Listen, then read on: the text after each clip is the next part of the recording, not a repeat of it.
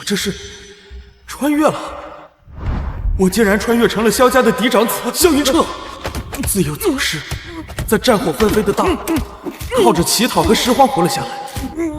太初3年，女皇李玄黄平定叛乱，结束了长达数十年的战争，萧云彻因此被找回萧家。本以为时来运转，却因为常年流浪在外，与乡野村夫无异，遭到了家人的嫌弃。浑身臭烘烘的，还不赶紧拉下去冲洗一下？可曾识字啊？云彻自由走失，能活下来已是不易，没有师傅教导，岂会识字啊？不会识字，倒是伶牙俐齿的很。这倒不说，身手如何呀？不曾会武功。既不识字，又不会武，已经是个废物，不必管他。我怎么生了这么个废物儿子？这个又脏又臭的男人，居然是我们大哥！连路边乞丐野狗都不如，还别做我萧家子孙。谁吐东西了？回到萧家之后，父母轻视，弟妹侮辱，我活在百般屈辱之下。使劲儿啊！你们俩没吃饭吗？啊，对，就这么打。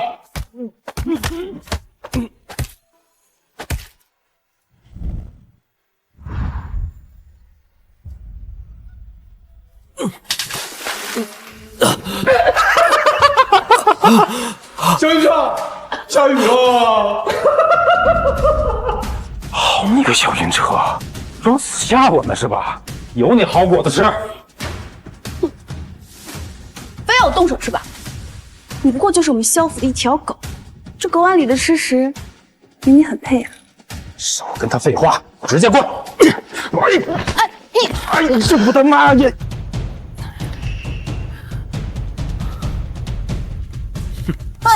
萧云彻，你疯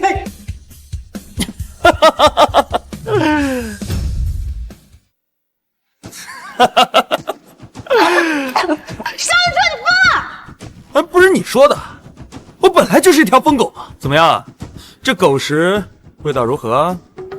二哥，小云彻，你敢管小妹吃狗食？我今天打死你！哎呀！二哥，萧云彻居然敢反抗了，他怎么突然像变了个人一般？还手！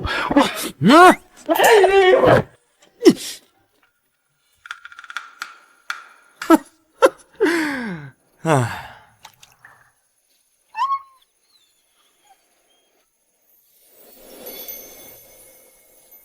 新帝上位，肃清余党，朝中多是武将。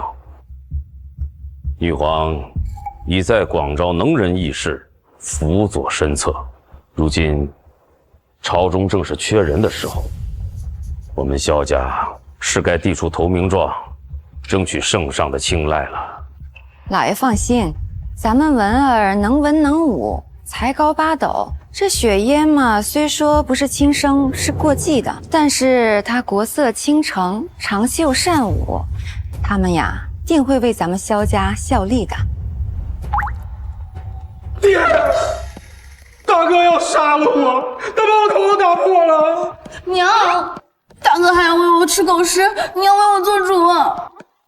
不是你们在干嘛呢？这一惊一乍的，吓死我了！那萧云彻他向来就胆小懦弱，逆来顺受的，怎么可能对你们俩动手呢？爹，大哥因为自己比不上二哥而心存怨气，积怨已久了。就是因为这样，他才会对二哥大打出手，恨不得杀之后快呢。爹，自从大哥被找回来之后，咱们萧家一直好吃好喝的供着他，让他不再像从前那般入野狗讨食。可他呢，却恩将仇报，怀恨在心，这样都不严惩，外人只会看我们萧家笑话了。就是，你们说的是真的？不，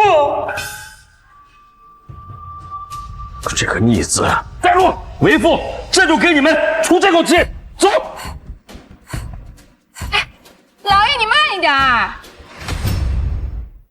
大黑，少爷，你额头怎么了？哦，没事儿。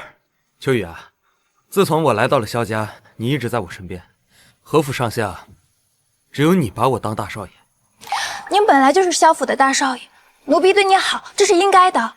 我连累你受了不少委屈，从今晚之后，全府上下便没有人敢欺负你。萧云彻，萧云彻，你殴打弟弟，欺辱妹妹，你可知罪？我知罪，我的罪便是自幼丢失，没有在萧家受到良好的教育，成为你们期望的人才。我的罪便是不应该在外面乞讨求生，为了活命，活成低贱卑微的模样。我的罪便是应该直接死在外面，而不是这么好端端的活着，让你们蒙羞。胡说八道！我什么时候说你走丢是罪啊？不成才是罪，想活命有罪啊！分明是你自己不知廉耻，把与狗抢食的恶习带入府中的。回来便罢了，还带回家黑狗与孽畜同食。你如此看来，你也是条野狗。对，你们说的没错，我就是条疯狗。哎，你干什么？你干什么东西？什么东西？你放开他！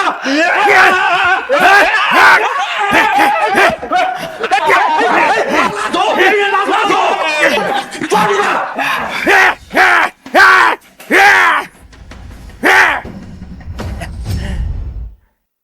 萧云彻，是不是疯了你？父亲，大哥不会得了疯犬病吧？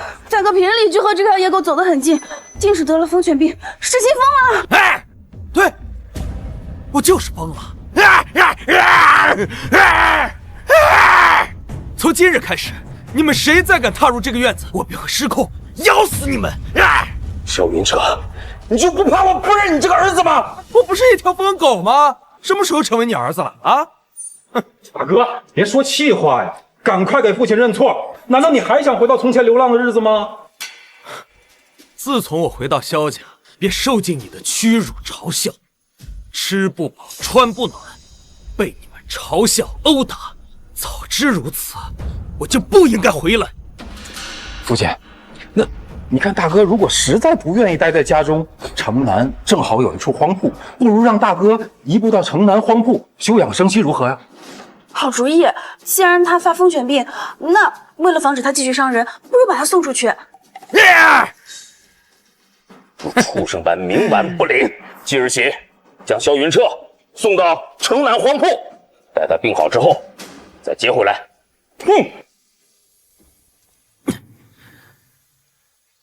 只有萧云彻这个长子消失，才不会有人威胁我世子的位置。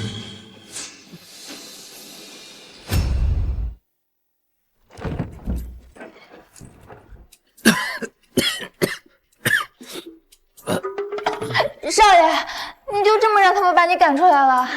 哎，与其在萧家受折磨，不如出来自立门户，自找出路。奴婢就真想不明白了，你流浪多年，现在好不容易找回来了，老爷和夫人不想着弥补你这么多年受的苦也就罢了，居然还嫌弃你没有二少爷耀眼，奴婢这也是心疼你。哎，你别哭了，有这功夫，不如帮我把这里打扫出来。我要在这儿开一间名满天下的客栈。少爷，你还会做饭呢？不但会，还很精通。啊？他干嘛？来，先把灰扫了。好。穿越来之前，我只是一个在现代经营着一家小饭店的宅男老板，打打游戏，做做饭，看看历史书，勉强能糊口。太初3年，女皇重武轻文，士农工商，商排在最后。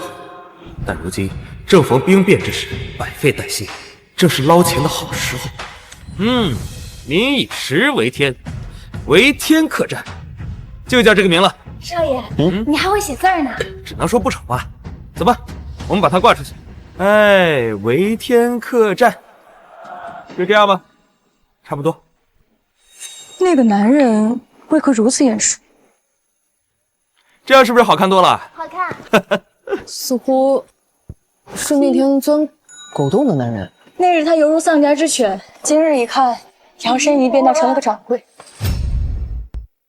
那日他犹如丧家之犬，今日摇身一变，倒是成了掌柜。米果，新鲜的米果。这是什么？怎么卖？这是米果，1文钱10个，1文钱，变成20个。这筐都给你。我的孙儿快饿死了，只有1文钱，1文钱，我给他买点糠米煮着吃。要是再吃这米果，我们全家都得死了。如今城中都是卖米果的摊贩，连年征战，加上饥荒洪灾，百姓缺衣少食，只能靠这些野果填饱肚子。可这些野果没有营养，又极难消化，不少人吃下会变血肠面，都是常有的事。可除了这些野果，普通百姓再没有可以填饱肚子的东西。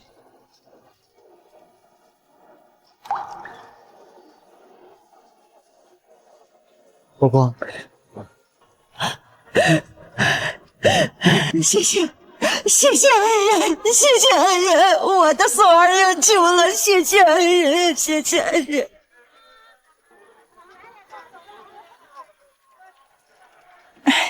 这么难吃的东西，竟是百姓唯一的吃食。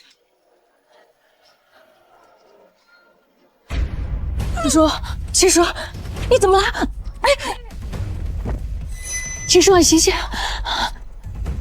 秦叔，没有气息了。你们愣着干嘛呀？这人呛着了，快使用海姆立克急救法呀！什么？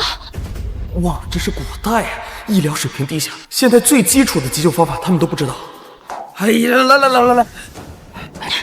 来，快，哎。大胆刁民，你还不快将他放下来！他已经没有气息了，难道你想让他死也不得安生吗？不是你再阻止我，他才死不瞑目。你还不住手！好你个萧云彻，竟然当街猥亵良家妇女！我这就回去告诉爹。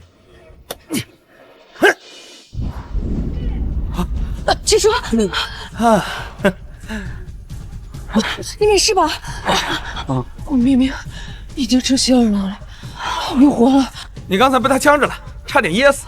我对你使用了急救法，你现在已经没事了，不用谢。方才真是在救他。那不然呢？我一市井小市民，难不成我还当街害他呀？你是何人？为何会有如此精湛的医术？他方才分明已经没有气息了，你竟然能够起死回生！他方才分明已经没有气息了，你竟然能够起死回生！啊，这不是什么起死回生之术，这是哎，算了，就算给他解释，古人也不会理解海姆立克急救是什么意思。这是祖传秘术啊，不必多问。救命之恩，要铭记于心。必当结草衔环。涌泉相报。小事啊。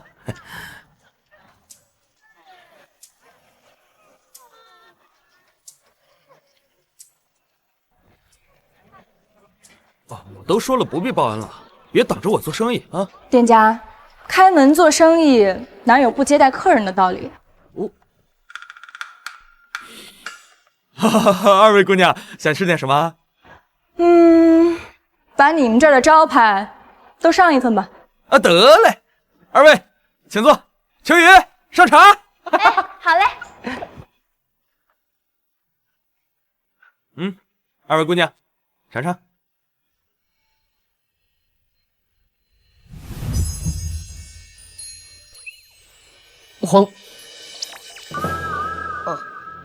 黄姑娘，你觉得口味如何呀？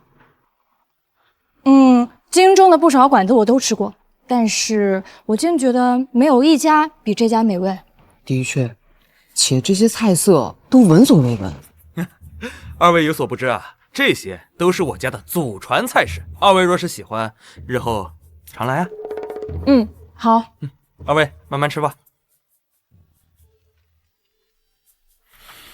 其实就是简单的小炒菜，只是古代精炼盐十分缺乏，只有味道苦而涩的粗盐，寻常人家做饭自然就不好吃了。但对古人来说，几乎是军事机密的制盐手段，还不如现代人用简单的锅、布、炭就能生产出雪白、纯净、无色味的精盐，品质那是吊打公盐。你说什么？爹，我亲眼看见大哥不仅开了一家客栈，而且还当街调戏良家妇女啊，还被当众围观。哎呦，真是把我们萧家的脸都丢尽了呀！爹，那萧云彻在外面流浪多年，定是沾染了不少陋习了。如果只将他赶出萧家，定会辱没萧家的名誉，一定要严惩他才行。真是岂有此理！老夫这就去砸了这孽障的店，一定要好好教训他一番。走。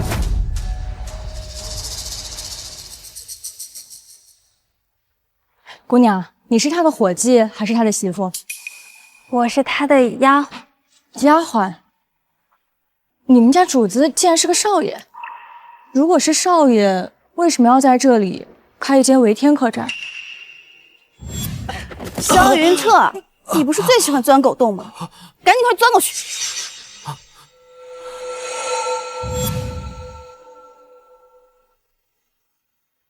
店家，你叫什么名字？啊，萧云彻。姑娘呢？怎么称呼？免贵姓黄。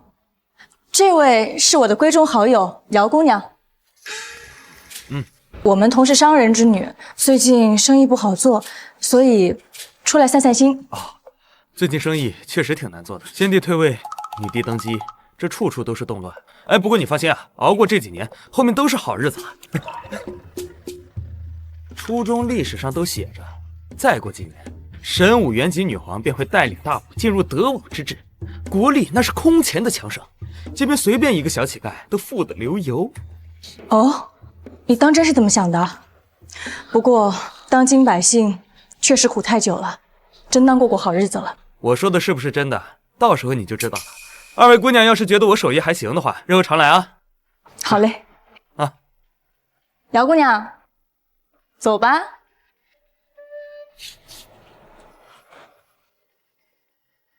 哎，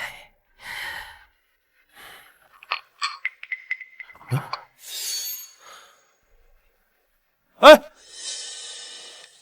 是刚才两位姑娘落下的吗？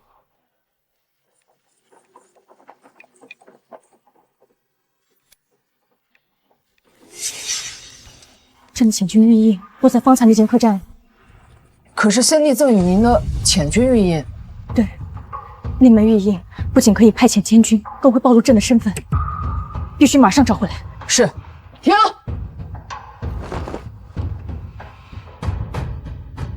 少爷，没想到你手艺这么好，开业第一天就来了这么多人。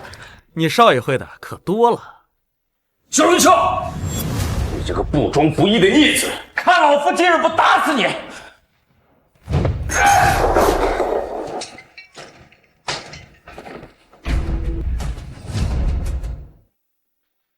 你先进里屋去，不要出来。不行，他们要是对少爷动手，我还能替你拦一拦。你，萧云彻，你不仅当街对良家妇女上下其手，如今又跟自己的贴身丫鬟厮混，你这等败类，简直侮辱我萧家门楣！为父今日一定要好好教训你，不把你打个皮开肉绽，就是我这个做父亲的失职。你都失职这么多年了，也不差这一话。你这是对一个父亲说话的态度吗？赶紧过来收编！你对你的手下非打即骂，人人表面上是怕你，背后却诅咒你，所以在你的眼里，我和秋雨只可能是有什么龌龊之事。你想不到，世上会有秋雨这样的忠仆。至于什么调戏良家妇女，纯粹就是无稽之谈，欲加之罪，何患无辞？父亲，我当时可是亲眼所见，萧云彻就是在狡辩。若是让京城的人知道我萧家有你这么个纨绔子，却又不加以管束，迟早会坏了我们家名声。若是传到圣上耳中，必然会断送我萧家仕途啊！你个逆子，收我一鞭！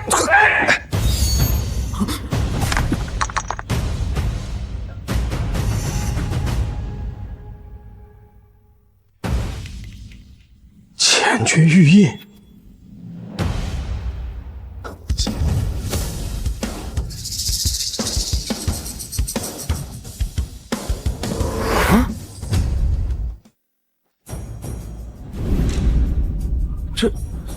这又是什么招数啊？微臣惶恐，微臣无意僭越。先帝英灵在上，请降罪于臣。二哥，这究竟是怎么回事？千钧玉印在此，庶子岂敢智慧？父亲，何为千钧玉印呢？这千钧玉印是先皇在位时御赐大将军之物，可以调动千军万马。见此玉印，如见先帝。先帝已逝，余威犹在。什么千钧玉印啊？就这么全都跪下了？啊，这是我客人落下的，我得保管好了。逆子！你可知此玉印为何物？你如此卑微的身份，怎会拥有此物？我说了是客人落下的呀，什么千钧玉印？我看是你这个老头老花眼看走眼了吧？父亲，萧云彻见识浅薄，我看他根本就不知道这玉印的厉害。京城常有达官显贵出没大街小巷，会不会是大哥觉得这玉印成色不错，便顺手一偷，想着去当铺卖个好价钱？你方才说这玉印是你客人落下的？对啊，一派胡言！你可知拥有此玉印者，皆是常人难以企及的天皇贵胄。如此厉害的人物，怎会来你这么一个不起眼的小酒馆？看老夫不打死你个逆子！哼，不就是块成色好点的玉吗？有你们说的这么邪乎吗？看老子不打死你！父亲，哎呦，哎呦，爹，你打死我了！哎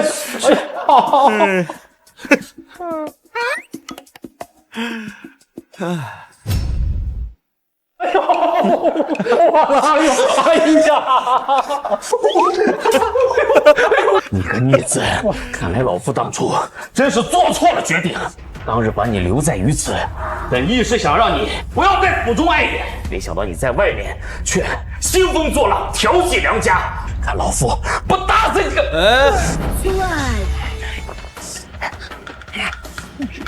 我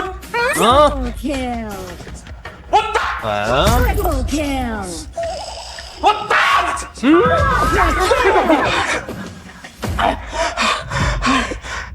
哎，你们还敢动手吗？啊！你个逆子！爹，为父不仁，子岂可顺？听他们的意思，这玩意儿很是贵重，还是先妥善收起来，等那两位姑娘回来拿吧。父亲，这玉印定是他趁着达官贵人不注意顺手偷来的。与其等贵人找来，不如我们先把他交出去，免得影响您的名声。好，走。来，将此人五花大绑，即刻送去官府。哟，这是要招我去报官啊？不错，师出何名啊？手脚不净，鸡鸣狗盗。哼，那你们苛待亲子，虐待手足，栽赃陷害，辱没名声，又该当何罪啊？你血口喷人！大哥，说话要讲证据的。你说我们欺辱你，全府上下的人都知道，明明是你顽劣不堪，闹得萧家鸡飞狗跳，你为何还反咬一口？哼，那你们一口一个我调戏良家，鸡鸣狗盗，如此的罪名往我头上扣，还有证据啊？证据？你手上的玉印就是证据。以你如此低贱的身份，若不是顺手牵羊，怎么得到玉印的？你若还不承认的话，待到了公堂之上，严刑逼供可就没那么舒服了。最好是10大酷刑将这萧云彻彻彻底底弄残，如此一来，才没人能动摇我世子的位置。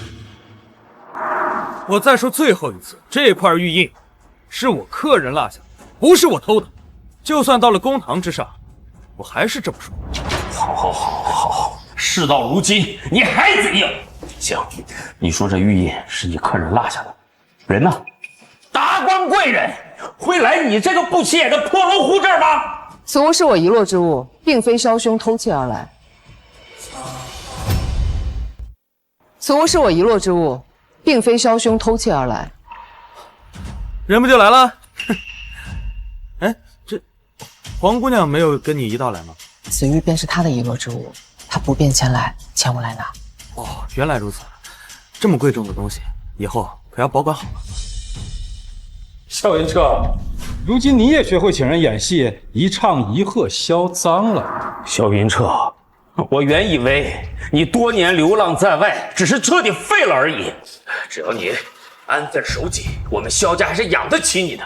可没想到你从根上就坏了，调戏良家，鸡鸣狗盗，如今竟然找人演戏销赃，你当真是让为父失望啊你！敢问萧老板，何时调戏良家了？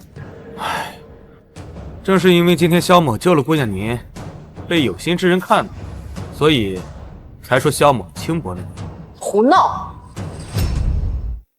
胡闹！本姑娘今日食用米果，差点窒息而亡，是萧兄不顾一切救下我的性命。你们是他的亲人，怎会如此诬陷他？父亲，我原以为这个女人是个天皇贵胄，但没想到她竟食用米果，看来她也是地位不高，咱们不用怕她的。我当真是贵族小姐，自然不会食用米果，简直是一派胡言啊！萧云彻也不是一个大夫，你一个姑娘家家，他竟然不顾礼义廉耻，当街跟你有肌肤之亲，简直是下作！救命之举何来下作？迂腐守旧，果然难堪大人。迂腐守旧，果然难堪大人。你，老夫靠祖上荫庇，小有官职，然仕途难登，这么多年也不曾有所进益，本就是老夫的痛点。这小丫头片子竟敢口出狂言！你老夫虽然不曾担任要职，但也是朝廷命官。你竟敢侮辱老夫，那就是侮辱当今圣上。不过酒囊饭袋，圣上就该撤了你们这帮白痴空想的。你胆子这么大呀，净说大实话。这是你的亲生父亲，你是如何忍耐跟他相处这么多年？也没有很多年，就2、3年吧。你还是先走吧，你把他惹怒了，真的会对你动手的。你看他那鞭子没？不是你们两个哪儿那么多废话？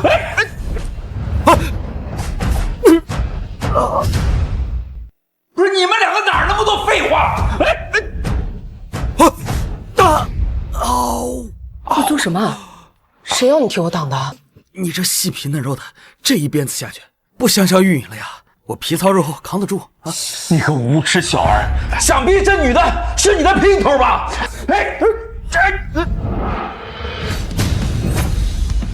什么情况？如手接鞭，有点东西啊！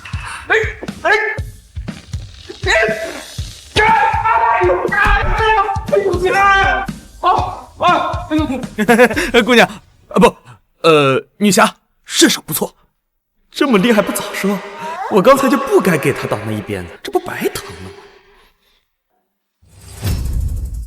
你个大胆刁民，竟敢殴打朝廷命官！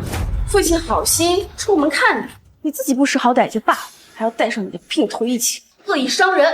你知不知道，你们这种事情如果上报给官府，你连小命都不保。哎，你们之前说我是轻薄他，现在说他是我的姘头，你们到底要给我安一个什么样的罪名？能不能统一了之后再来栽赃陷害啊？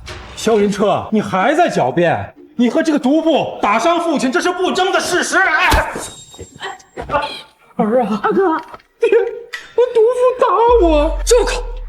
阿杂曹妾的东西！我乃大武长胜将军姚青书，尔等以下犯上，该当何罪？尔等以下犯上，该当何罪？大将军，微臣参见大将军。将军息怒，将军息怒。刚才是小人多有得罪，还望将军海涵啊！你就是姚青书姚将军，史书上唯一一个女将军，年少便跟随父兄带兵打仗，更是帮女皇征战四方，踏平敌国。大武的经济发展不说，武力军队绝对是当时的大陆第一呀！这客栈开得值，第一个客人就是个将军。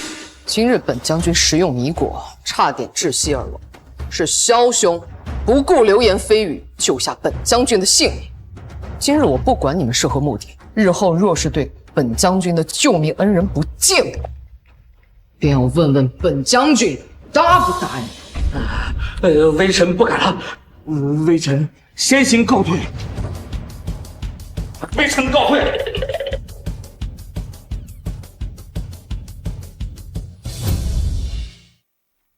来将军，方才多谢姚将军解围。无妨，今日你也救了我，今日之事本将军都看在眼里了。你是他们的亲儿子、亲大哥，他们怎会如此待你？此事说来话长，我很小的时候就走丢了，所以跟他们都不是很亲。圣上，您说这世上怎么会有如此人心淡漠的人家？自己走失多年的儿子，好不容易才找回来，细心呵护，好好弥补就算了，竟然如此苛责虐待。也许是流落在外，比不上从小悉心培养的叔弟。有的父母偏爱过得不好的孩子，有的父母则喜欢有出息那个。这一点，他倒是与我很像。惹圣上想起伤心事了，是臣不好。你我虽是君臣关系，但从小便是闺中好友，无关紧要。对了，刚才你去找那位小肖老板的时候，没有让他识破我的身份吧？圣上放心，他只知道我一人的身份。自从朕登基以来，这位小肖老板是唯一一个敢在朕身边说真话的人，所以朕想珍惜这份难得的友谊。朕弑兄登基，旁人看来得位不正，朕必须要付出比从前的帝王更多的精力，才能坐稳这江山。爹，真不知道那个就是姚将军。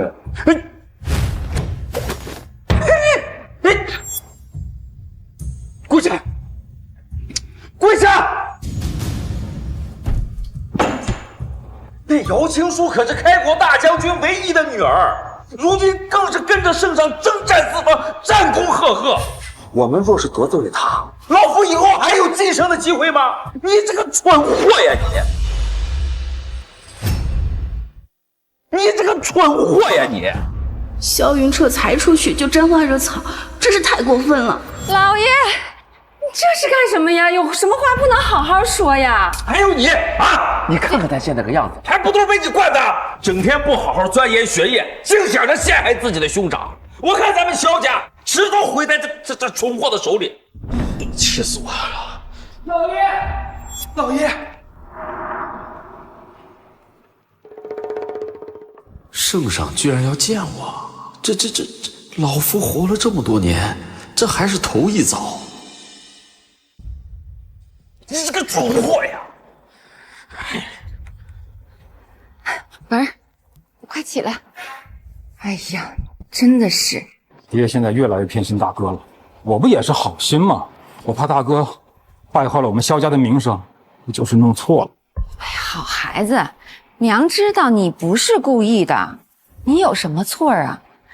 都是那个萧云彻，一点也不懂事儿，明明是大哥，总跟自家兄弟过不去。我一定要将萧云彻彻彻底底的赶出京城，让他消失在这个世界上。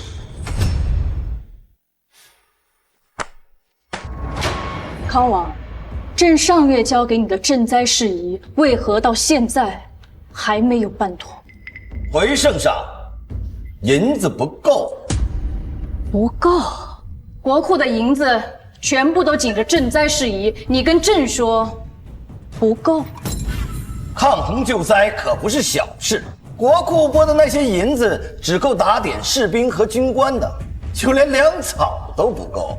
你。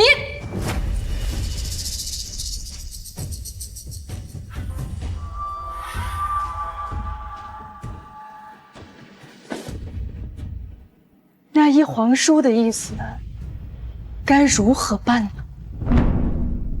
圣上早年一直四处征战，国库一直亏空，要想充盈起来，倒是有一个办法，最好也最快，那就是增税。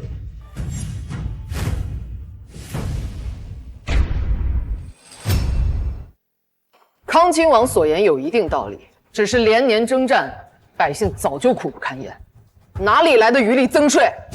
数年的征战才换回我们大武的和平，百姓交点税是他们的本分。若没有我们军队的庇佑，哪来他幸福安康的生活，栖居我们大武之地？够了！增税事宜在议，先退下吧。郴州赈灾迫在眉睫，望陛下果断解决，否则将浮尸千里。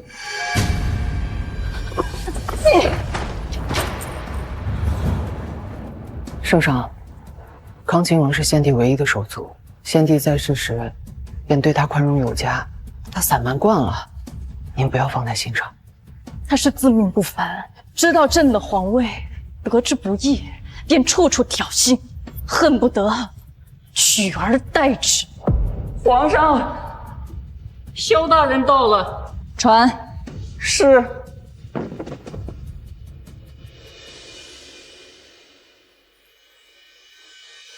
微臣参见圣上。萧大人，拜错了吧？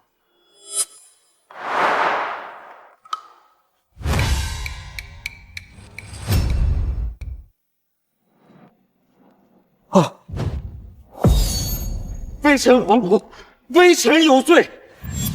难道姚将军跟圣上告状了？这不会是来秋后算账的吧？好了，朕今日叫你过来，是由礼部尚书空悬一职，你可有想法？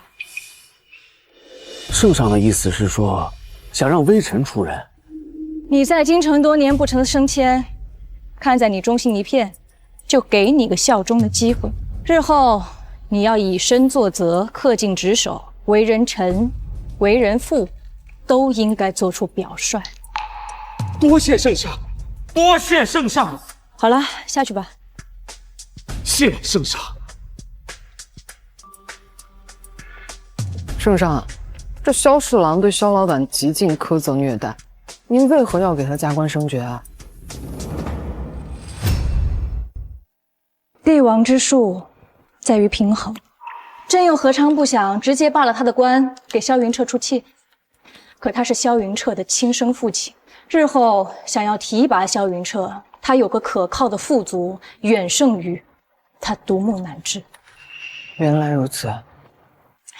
不过朕也只能敲打敲打他，他若是不蠢，定能知道以后该用什么态度对待萧云彻。圣上，午膳已备好。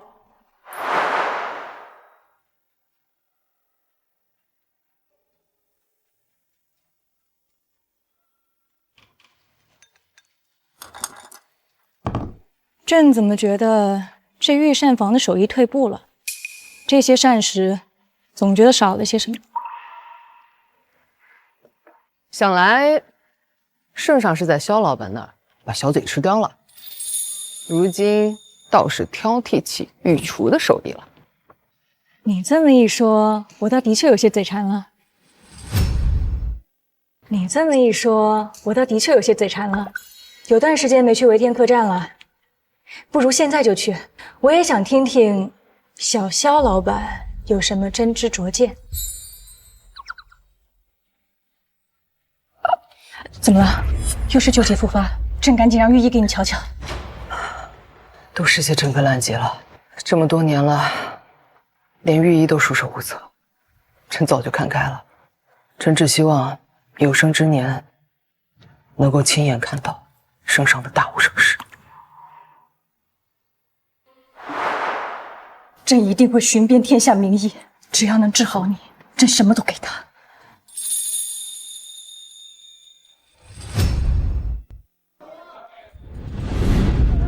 哎，客官，不好意思啊，今日菜卖完了，想吃的话可以先住一下啊，明日菜肴会送到房间的。小萧老板，我们大老远来了，能不能走个后门啊？原来是姚将军和黄姑娘啊。不错啊，小萧老板，你这维天客栈才这些时日，生意如此之好。都是冲着我们家少爷手艺来的。我们家少爷炒的一手好菜，京中很多达官显贵都来尝，纷纷夸赞呀，比玉子的膳食还要美味。哎，这所幸以一传十，以十传百，现在每天都供不应求。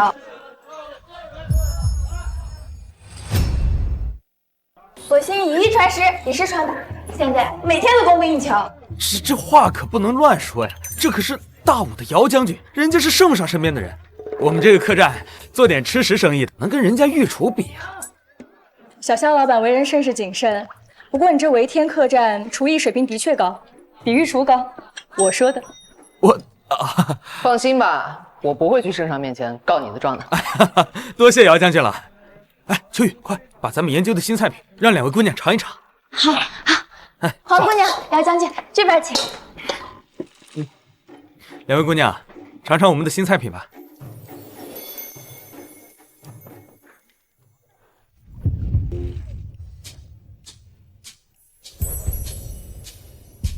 这味道果然与众不同，鲜香异常，分外美味。难怪这里生意这么好。小肖老板，你到底有何秘方？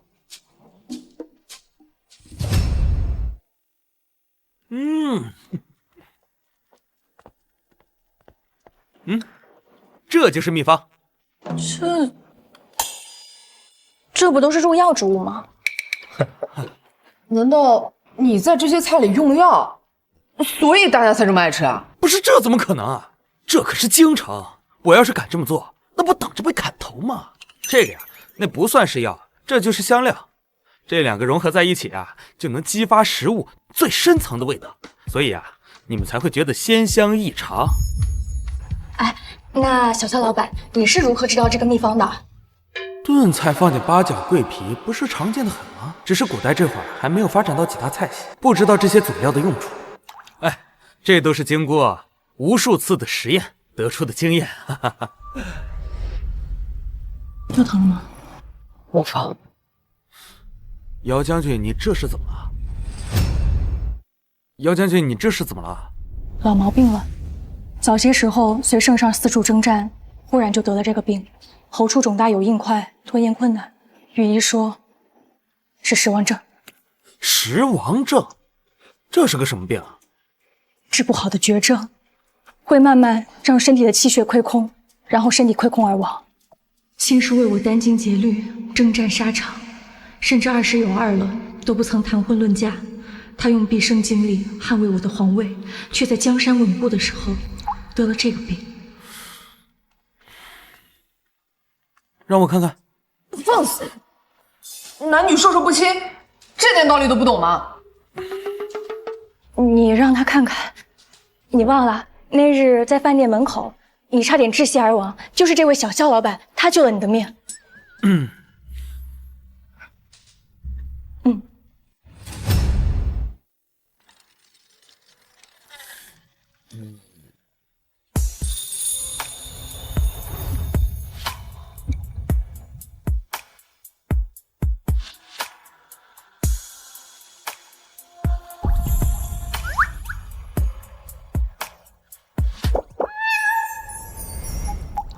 哎，坐吧，坐吧，坐吧。这食王症没什么大事，食王症啊，不是什么大病啊。姚将军啊，你只要按我的方子践行的话，假以时日，定能痊愈。此话当真？可御医说这是食王症，整个大武还没有人得了这个病能够痊愈的。小肖老板也不必安慰我，得了这个病，死也不过是早晚的事。哎，我该怎么解释这所谓的食王症，在后世其实就是普普通通的缺碘症啊，民间简称大脖子病。说白了，多吃盐就行。待会儿啊，我给你一袋盐，回去之后你就让厨房以后用我给你的盐来做饭，不出1个月，你的情况就能好转很多。得此绝症，多吃些盐便能好转？那要是没有好转的话，1个月之后你再来找我的麻烦呗。哎，小肖老板，民间酒馆吃食大多清淡无味，若加盐调味，大抵苦涩难咽，只能勉强下酒。但为何你这些菜品却没有这些问题啊？要不要说实话，这炼制精盐虽然对现代人来说简单的很，但在古代可是个了不得的技术，且成本十分高昂，只有皇亲国戚吃得起啊，质量还很一般。实不相瞒，这个呀都是祖传秘术，萧某实在是不便透露，怕老祖宗天打雷劈呀。不过两位姑娘要是想要的话，可以管萧某要啊，要多少拿多少啊。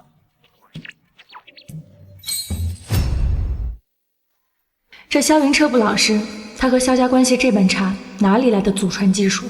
不过这般谨慎也好，深怀宝藏，总归会有人窥探。黄姑娘，你这是怎么了？父亲今日上朝，被圣上大骂了一顿，说是税收的问题，圣上大动肝火。可不敢妄议朝政啊。小萧老板，那又如何？这里就我们3人，难道你还怕旁人告状？黄姑娘此话不假，在这间小酒馆，就算大骂当今圣上，又如何啊？小萧老板，难道你也和那些迂腐的人一般，认为女子不该妄议朝政，只会在家里绣花？我可没这么说，你不要往我身上扣帽子啊！咱们面前就有位优秀的女将军，我这么说，那不是找死吗？那你快说说看，当朝税收到底该如何？那我就浅谈一下啊。这税收嘛，的确是要收。如今这个女王刚平定四方，虽然说这西站安宁了，无人敢犯，可是一个国家想要兴盛，那就必须要发展经济啊。但是发展经济就离不开税收嘛，培养军队要钱，赈灾救民要钱，什么都要钱。只有国力和军队强大，这个国家才叫强国。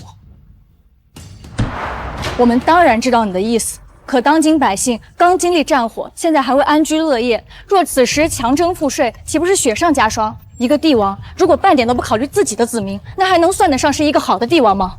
可一个国家缺钱，除了收税，还有什么更好的办法吗？所以你也认为应该先强征赋税，先充盈国库再说。看来他跟康王也没什么不同。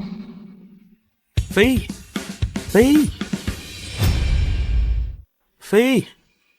也，我说的收税不是收那些穷苦百姓的税，而是商税。商税？正是。两位坐，来。虽然说这个士农工商啊，商户是最底层的，可一个国家想要发展，那就离不开商人呐。我们就应该恢复市场经济，驱动各行交易，让钱财流动起来，这个国家那才能发展起来呀。你说的对，接着说。我们就应该出台各种政策，鼓励商人们经商，商人多了，老百姓的营生也就多了呀。这样的话，那谷子就不必烂在土里，而是被人想方设法的弄回去卖掉。这样的话，农民的收入也就提高了，更别说那些能人巧匠，只要有人愿意购买他们的劳动力，何愁没有营生啊？妙啊，死鸡甚妙！妙啊，死鸡甚妙！让这些商户各显神通，朕便管理治安，让他们安心营生，给他们一个秩序井然的国家，为他们提供庇佑。只要商户能挣到钱，征税便是情理之中。这般宏大的变革，你是如何看得这般透彻？闲聊而已，随便谈谈。这都在那历史书上写着呢。站在巨人的肩膀上看历史，自然是针砭时弊，看得透彻了。小萧老板，可当今圣上就算让百姓安居乐业了，可他毕竟得位不正。黄姑娘，这可真不敢乱说呀。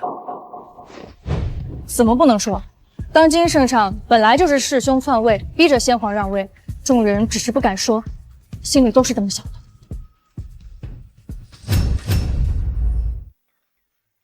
秋雨，准备的怎么样了？好了，少爷。小萧老板，你要去哪里？想知道答案的话，就跟我走吧。各位，时钟了，一个个来，一个个来，都有啊！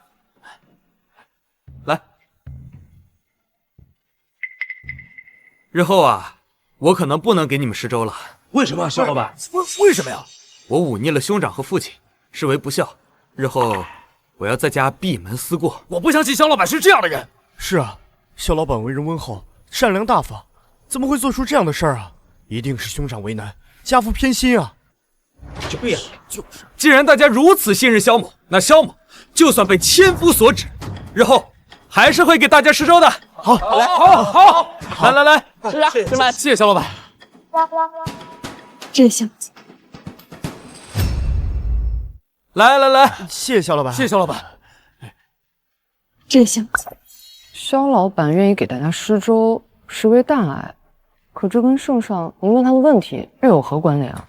小肖老板是想用这种方式告诉朕，只要能让百姓吃上饭，过上好日子，谁又在乎你那些私事儿呢？原来如此。少爷，把桶给我吧。哎，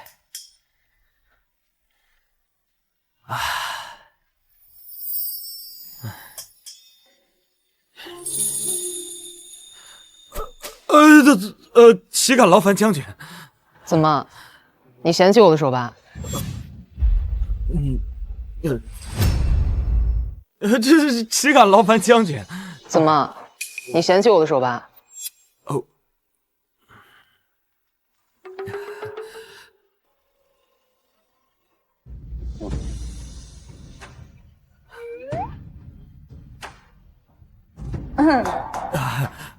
可以了。小肖老板如此大爱，实属难得。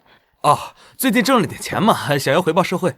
这些流民啊，实在是可怜，他们也不是什么好吃懒做之辈啊，那实在是时运不济，所以想着能帮一把就帮一把。既然要发展商户，可以让这些流民去打下手，这样他们就能自己养活自己。既然要收商税，那些情帮弱小的商户还可以给他们减税。黄姑娘好悟性，一点就通。后世虽然不少企业为了避税做一些善事，但无论他们初心如何，只要在行动上帮助了民生，对老百姓就是好事儿啊，也算是利国利民的政策。时辰不早了，咱们该回去了。啊，正好我要去炒熟种子，就不送了啊。那是什么？啊？那是要做什么呀？是要研究什么新菜式吗？哦，两位先坐。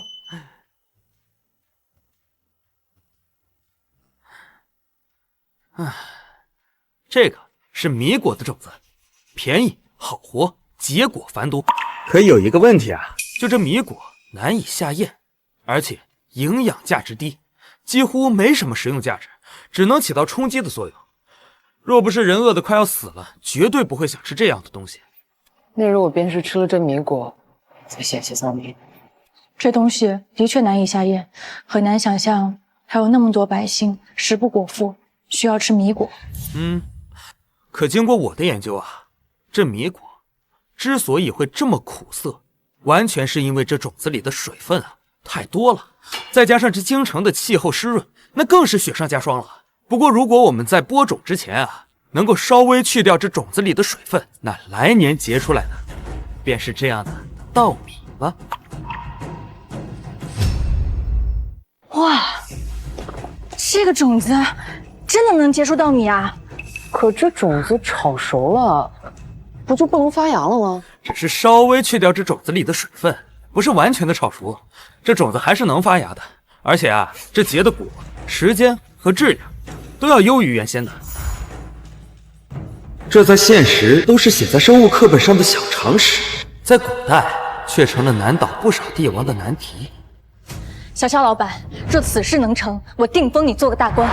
我知道你跟姚将军身份不凡，可是啊，我并不想谋求仕途，就安安心心的开个这样的小客栈，挺好的啊。如此也好。小肖老板，我们还会再见的。啊，稍等，秋雨，言，姚将军，记住我说的，用这个盐，你的病自然就会好。走吧。多谢。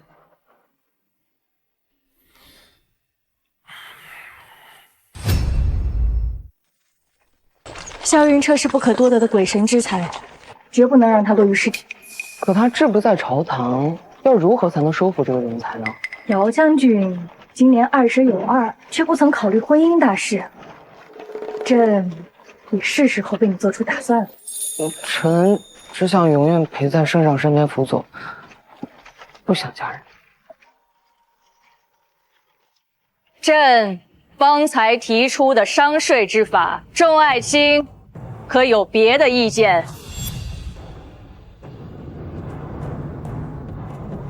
陛下，为何不按照微臣之前的谏言，直接收取农户的税收？眼下赈灾迫在眉睫，万万不可舍近求远，杯水车薪呐！朕登基时曾允诺过先帝，要做一个爱护子民的明君。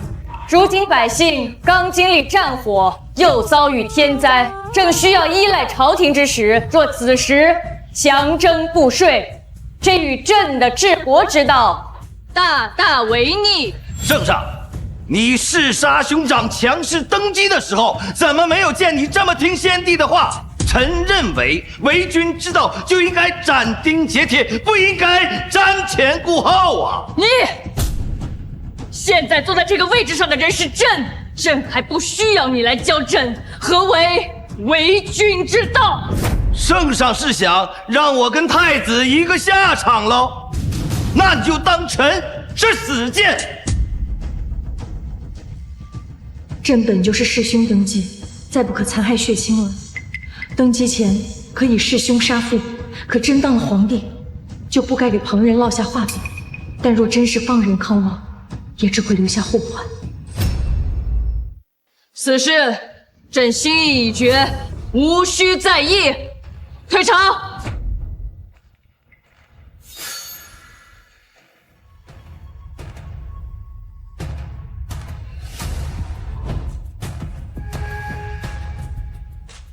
康王和萧侍郎是什么时候搭上的？臣听闻康王似乎是萧侍郎二子的义父，还有这层关系？那康王为何从来不曾提拔萧侍郎？他从前可只是一个3品小官。臣不知，许是康王不想以权谋私。萧云彻是萧侍郎的嫡长子，走失数年回来，地位却不如二子的一条狗，这其中必有缘由。王爷，请用茶。干爹，您都好久没来看文儿了。父亲不日前刚被提拔为吏部尚书，一定都是干爹您的功劳吧？你们倒是好会算计啊！越过本王，直接去讨好圣上。啊！越过本王，直接去讨好圣上。啊！不是，康王殿下，臣真没有。是啊，干爹，这其中一定有误会。圣上几次3番驳斥本王的意见，本王的探子发现，最近圣上经常去一家小客栈，那个客栈的老板就是萧云彻。就知道这个蠢货只会给家里惹麻烦。圣上一直去萧云彻的酒馆，是不是意味着要提拔于他呀？可萧云彻自小走失，在外流浪，也没什么才华和能力呀。既然你们不知情，那本王就不难为你们了。至于萧云彻，本王倒要去会会。干爹，我送你。哎，下次再来啊！哎，这位客官，你是打尖儿还是住店啊？此人来者不善，我得小心着点。听说你们这是京城最红火的饭店，来，将上好的美食给我端上来。秋雨，上菜。好嘞，客官，您的菜。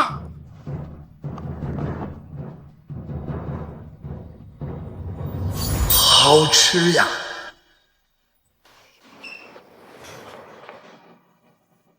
客官，这菜怎么样？如此阿杂难以入口的东西，你竟然能拿出来卖？你是怎么对待你的客人的？你要的确觉得难吃的话，这顿饭不收你钱了，如何？这不是同行，就是碰瓷儿吃霸王餐的。老子之前开饭店的时候，就不知道遇到多少个。看来古代和现代，除了科技和制度不同之外，人性都是一样的，到哪儿都有赖子。除了味道，还有这个招牌“围天客栈”。小小的客栈居然想围天，难道这是对圣上不满吗？像你这种人，就应该拉出去砍了。围天是民以食为天的意思。你要是找茬的话，出门右转，我可没工夫陪你演。哟，这个姑娘倒是挺标致的。这样，你出个价钱，把它卖给我，我就不砸了你的招牌，如何？你要是再胡搅蛮缠，那可就别怪我不客气。我倒要看看你如何对我不客气。要报官吗？你信不信我在你这店里立刻就能把他给办死？你报的官，叫他来看他敢不敢动我半根手指。他们不敢，我敢；他们不敢，我敢。你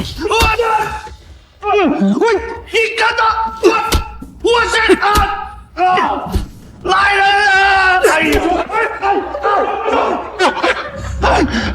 住手啊！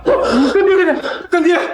哎呀，萧云彻呀，你闯大祸了啊！知道你打的人是谁吗？啊，这是康王殿下，当今圣上的亲皇叔。哦，在下是亲皇叔，我整死你！我就是给他提了几个建议。圣上，求圣上为我干爹做主啊！干爹乃皇室宗亲，竟被那萧云彻当街殴打，天理难容啊！圣上，臣要求立刻处死围天客栈老板萧云彻。皇叔为何忽然要跟一个小小客栈老板过不去？并非本王跟他过不去，而是他以下犯上，侵犯了皇室的尊严，此乃诛九族之大罪。干爹，我也在九族之中。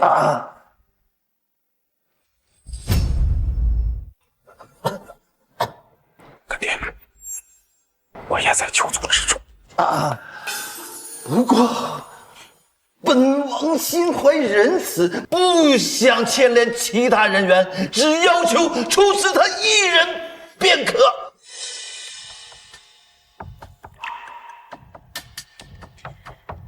一个小小客栈老板，竟然惹怒皇叔。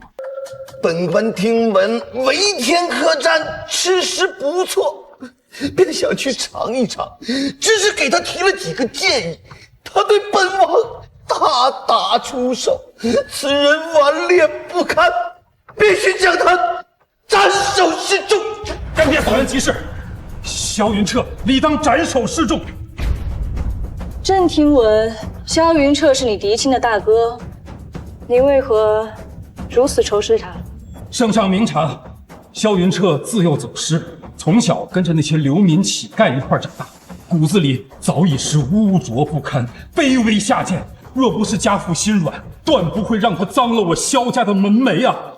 萧云彻若是被彻底除掉，就没人能撼动我的位子了。放肆！你亲兄走失多年，不好好弥补便罢了，竟嫌弃他情淫污泥之中，何来忠义？何来道德？且咆哮宫廷，辱没圣听！朕看，该拖下去斩首的人是你才对。圣上息怒，圣上息怒！皇叔被揍的时候，你也在场。是。既然在场，为何不先将皇叔送医？若是怠慢了皇叔，你担当得起吗？来人！将萧文拖下去，杖责50。圣上饶命！圣上饶命啊！干爹，干爹救我！干爹！皇叔，莫急，朕也是为你出头啊。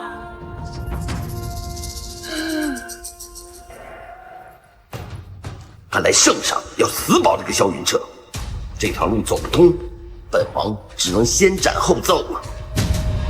慢点，慢点。少爷，哎，少爷，你没事吧？都怪秋雨不好。哎，没事没事，少爷好着呢。那些狱卒啊，手劲小，跟按摩似的。哎呀，人家那个狱卒力气小啊，可把小肖老板按得直叫呢。多谢姚将军相助啊，大恩大德，没齿难忘。无妨，你救了我2次，今日就当还你的恩情。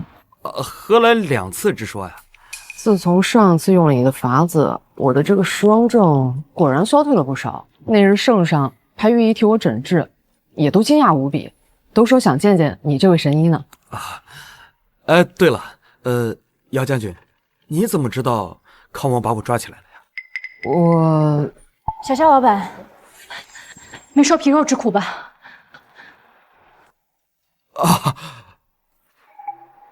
我还有公差，先走一步。你们这消息怎么一个比一个灵通啊？秋雨，你先去休息吧。是少爷。哎，你来的正好啊，让你尝尝我自己酿的酒啊。好啊。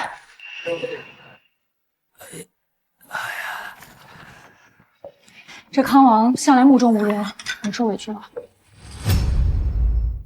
这我倒不在意。我在意的是啊，这个萧文居然是康王的义子，这就很有意思了。有什么意思啊？你想啊，这康王的身份尊贵，若不是感情深厚，怎么可能轻易认什么义父义子啊？哼！但若真的是感情深厚的话，为什么这么多年都没有提拔我的父亲呢？这就耐人寻味了吧？小肖老板，我发现你不仅有经商之道，在洞察人性方面有独到的见解。来，这酒着实不错。我长这么大第一次喝这么爽口的酒。小肖老板出品，必属精品。现代简简单单的酒精提纯技术，在古代简直就是魔法。只可惜啊，没有门道。若是能够打开官道，将这酒的名声打出去的话，我自信能卖遍全天下。到时候啊，不管是我国还是一邦，都喝着我酿的美酒，岂不美哉呀？小肖老板，你没有门道，我可有。你没有门道，我可有。你能有什么门道啊？这姚将军是个女将，不懂经商。咱们当今的圣上呢，又重武轻文，更别提什么商户了。那是因为是乱世，自然要注重兵力发展，而现在是太平盛世，所以百废举行，自然要注重经济发展。要是皇帝像你这么想，那就好了。若是我能劝动圣上跟你联手，将这款酒做成国窖，你可愿意？若真能这样，朕便想办法将萧云彻当皇商。这样一来，除了商税，国库还能额外有一笔巨大的收入，朕要发财了。那自然是好的呀。到时候啊，咱们这酒就有军队护送，也不必惧怕道上有山贼来抢劫了。当然，也就可以出口到国外了。只是这皇帝他能听你的吗？朕给你打包票。那微臣就先干为敬。干杯！哎，来，你别说啊，你还挺有当这个女帝的气质，是吧？好眼光，敬我的女帝啊！我跟你说啊，这酒是我的祖传秘籍啊，到时候别人都做不了，我说多少钱，他就得多少钱，我们就挣大钱，发财了！干杯！发财！还挺烈的。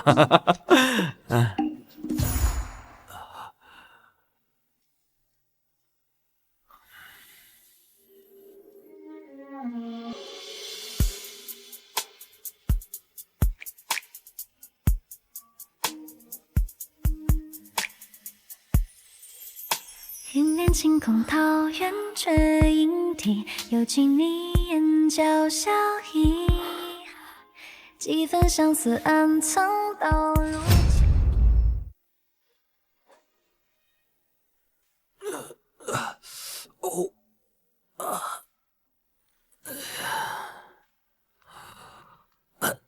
喝酒误事儿啊！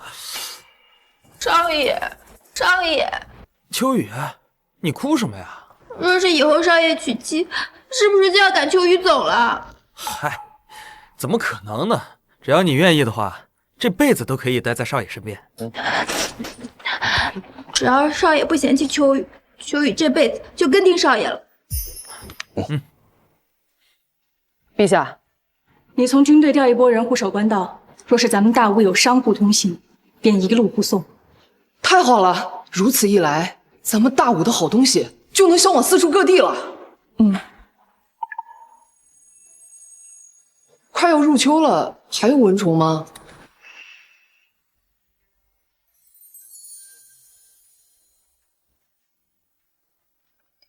萧云彻才貌双全，无论是巧工、厨艺，甚至是医术和农种，都十分精通。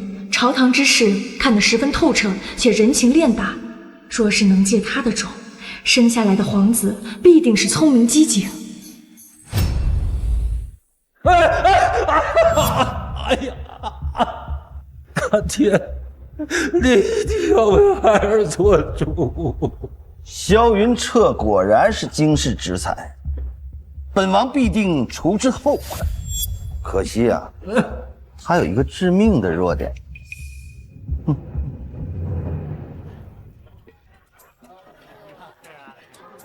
我说你堂堂一个大将军，天天跟着我干嘛呀？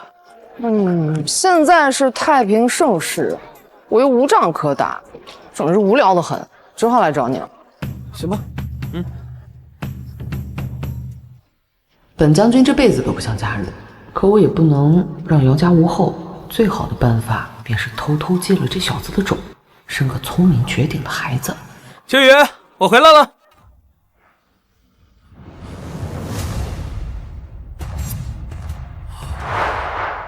秋雨，秋雨！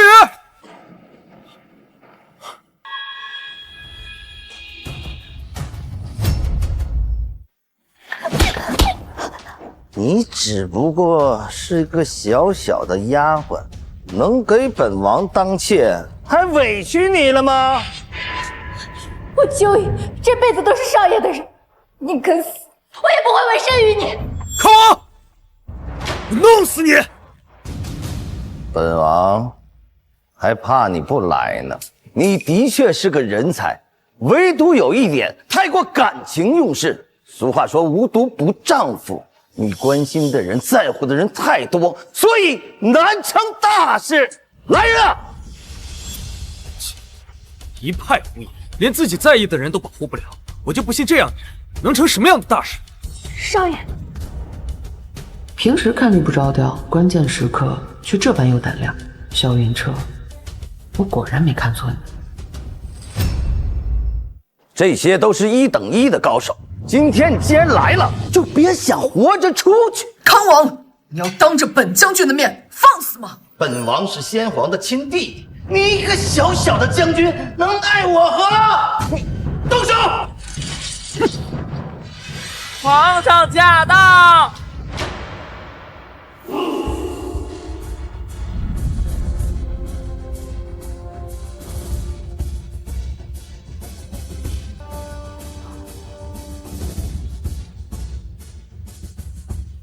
是谁给你们的胆子，擅自关押朕的遣天象？什么？她就是女帝？那晚我岂不是……皇叔，未经允许擅自关押朕的人，你是真不把朕放在眼里？遣天象如此重要的位置，为什么从来没听圣上提起过？一个小小的失敬之儿，为何能得到圣上的器重？如今便是了。萧云彻，作为朕的遣天象，你有资格不跪这天底下任何人，也有资格代替朕审判这天底下任何人。我这么厉害，那我岂不是活着的尚方宝剑？这枚玉印的重要性，你应该已经知道。现在，朕把它交给你，希望你不要让朕失望。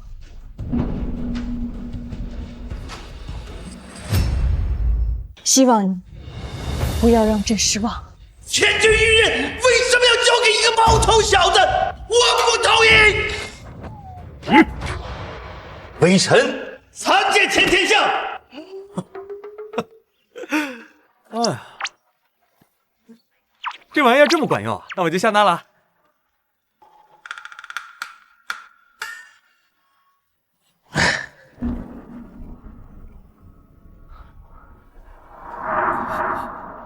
您是皇上，您怎么不早说呀？微臣之前说了这么多冒犯的话，桩桩件件都够砍头的了。小萧老板，朕就是不愿见你这般谨慎小心的模样，所以才故意隐藏身份。你是朕的遣天象，万人之上，我们之间还是跟从前一样，你跟朕想说什么就说什么。那这可是你说的，你放心啊，以后你想吃好吃的就来我们维天客栈，别的我不敢说，这好吃的我管够。好。瞧，小萧老板又开分店了。我第一次来维天客栈的时候还是个小酒馆，如今已经成为京城第一大酒楼了。何止啊，小萧老板啊，如今是圣上眼中的红人，赫赫有名的乾天下，万人之上。他的酒啊，甚至卖到了天涯海角，真正是撑起了国库的面子呀。都说这权贵，这小萧老板如今可谓是古往今来第一大商贾。诸位，感谢各位父老乡亲平日里对我们维天客栈的支持。今日我们却……将军，姚将军，你怎么来了？庆祝你的新酒楼开业，怎么不欢迎啊？自然是欢迎的。请秋雨招呼一下。哎，这小萧老板怎么就走了？云彻哥哥，你原本是我的呀。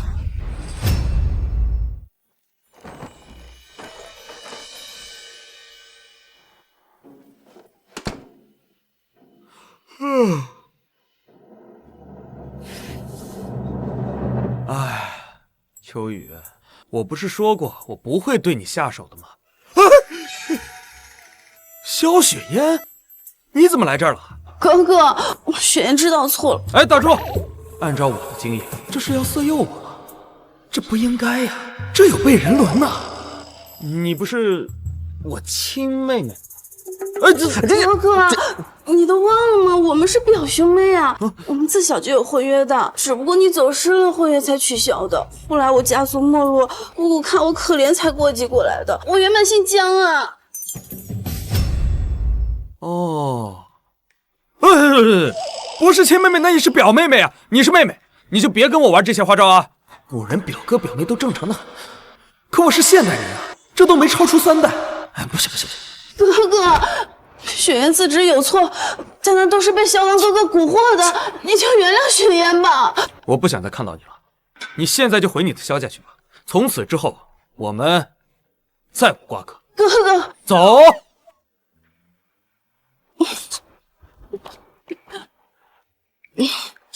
哥哥，走。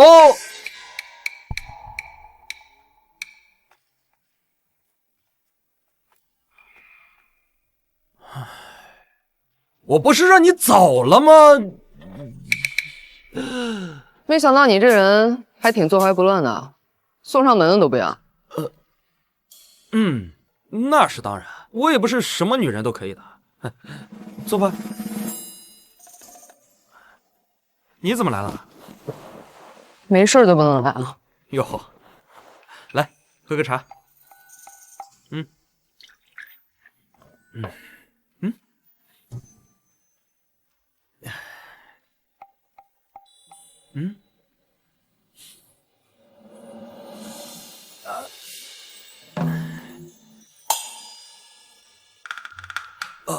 不太对劲啊！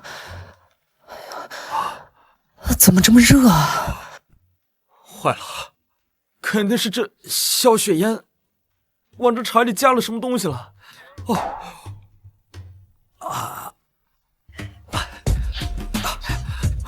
你怎么样了？你看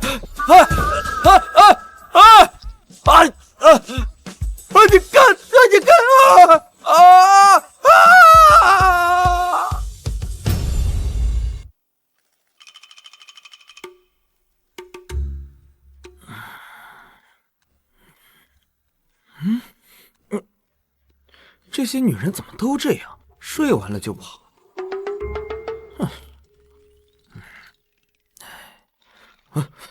少爷，如果他们都可以的话，那秋雨也可以。秋雨不求名分，只求能够长长久久的跟少爷在一起。秋雨，我都说了我不会赶你走的，你怎么就是不安心呢？少爷，您要了秋雨，秋雨就不会不安心了。怎么又来一个呀？这大早上还让不让人休息了？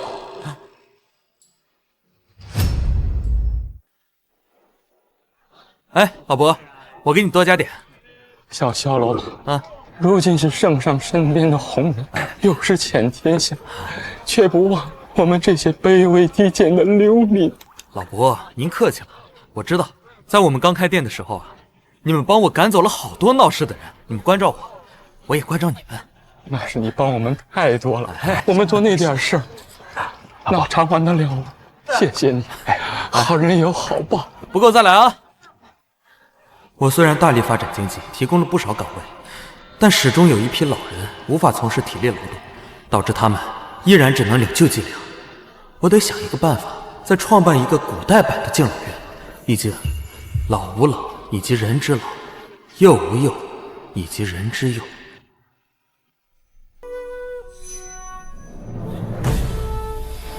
好了，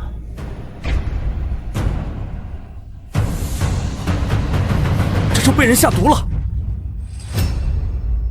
老伯，我去给你叫大夫，你撑住。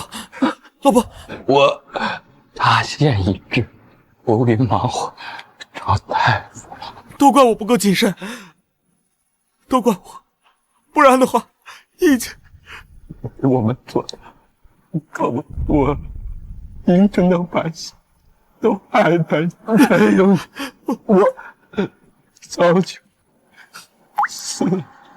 我照顾你们1年，马上我就可以给你们一个家了。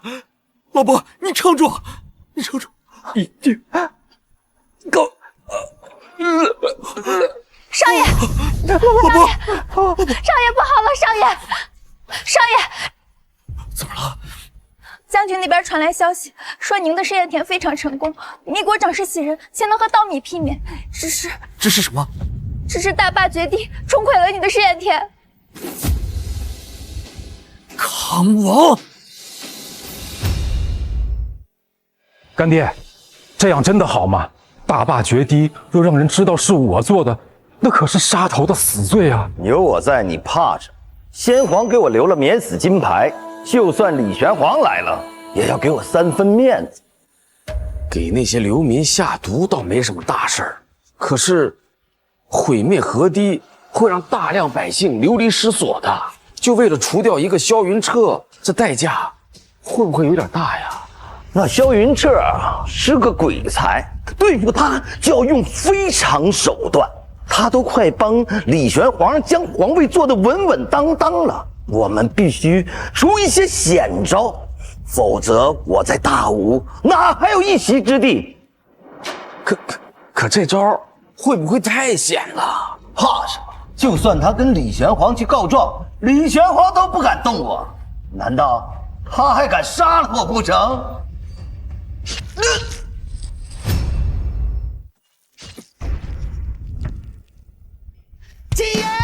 这一剑，为了老伯，也为了那些被你毁坏了家园的黎民百姓。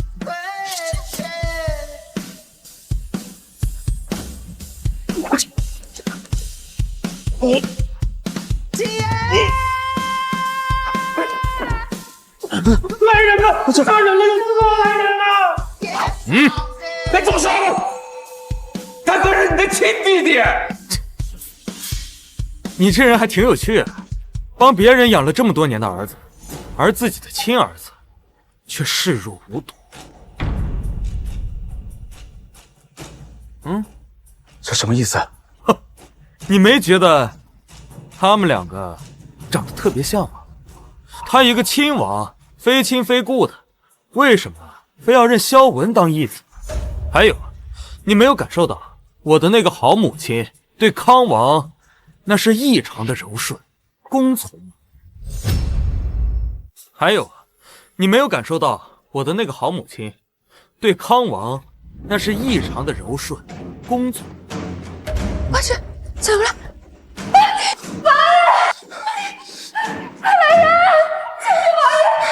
你个贱人，起来！说，这个萧文到底是谁的种？老爷，你都知道了。不是真的，不是真的，真的都是真的。你个贱人！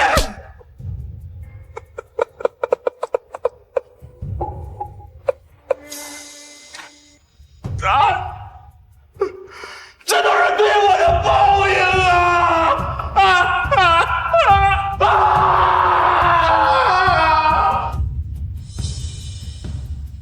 萧云彻，你完蛋了！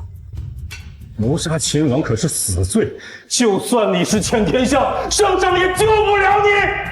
反正都是杀头之罪，杀多一个，杀少一个，无所谓。这怂货！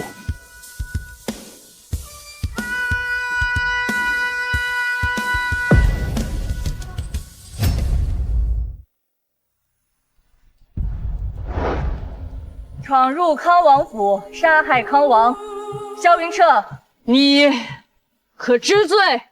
微臣知罪，但微臣不后悔。圣上，他也是为民除害，你放过他吧。朕又何尝不想放过他？可亲王被当众赐死，必须要严惩，朕不能开这个先例。萧云彻杀害皇亲国戚，理应诛九族。少爷，然朕考虑到康王生前的所作所为，朕决议让上天决定萧云彻的生死。前面这条生死两难路，只要他走过去，朕便饶恕他所有的罪。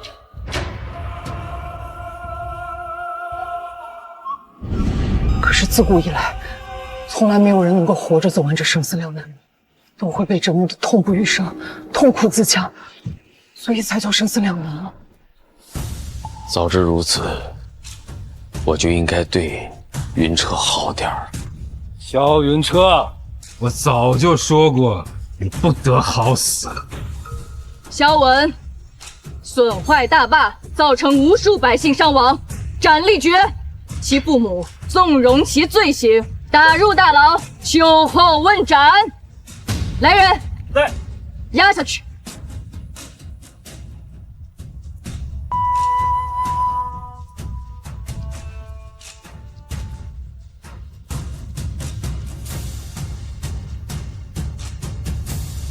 既然我做了，我就认，无非就是一死。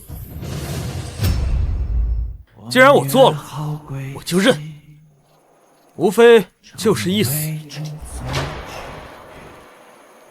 可惜再相遇，相望却沉默不语。我们争着朝夕，归去遥遥无期。每当你争夺年已蹉跎，我始终解脱。顶天立地人，化作空空去。前人们跟我说，姚将军，朕不会让他死的。若是他不能走完这段路，朕会安排他假死，然后再……笑了。你我这凡人过旁，不觉已从容走过，却用一生引我。这小老板救了我的命，今日我便把他还给你。小老板，我这条命也是小老板救的，陪你走完这一程，一起渡过难关。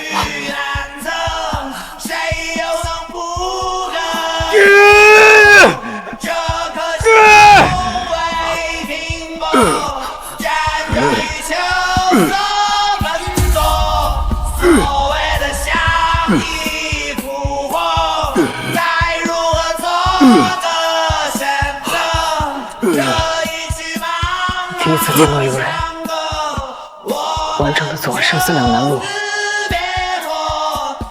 朕也从未见过，这就是奇迹吗？这就是奇迹吗？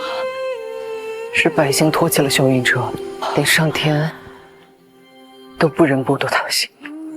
这就是民心所辖。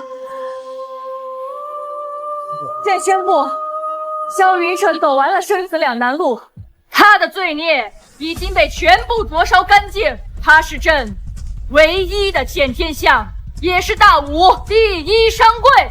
从此以后，见他如见朕。好，好，好，好。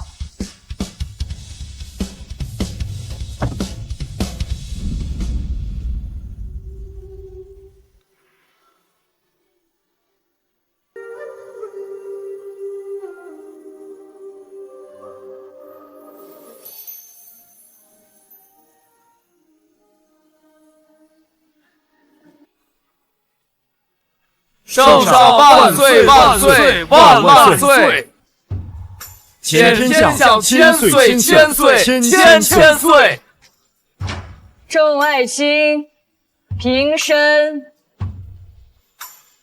谢圣上。